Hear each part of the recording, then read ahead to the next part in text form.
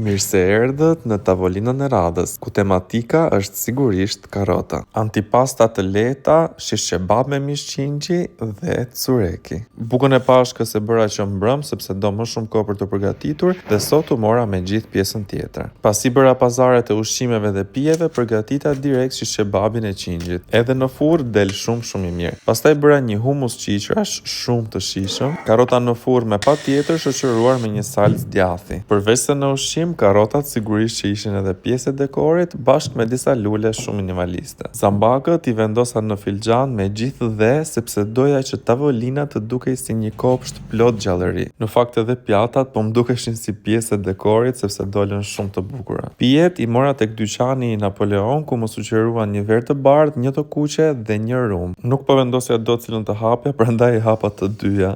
Vera e bardhë shkon shumë mirë me antipasta dhe kishte pak nota agrumesh, ndërsa vera e kuqe shkon shumë mirë me mishin e qingjit dhe me perimet e pjekura. Gëzuar dhe një muaj sa më të bukur.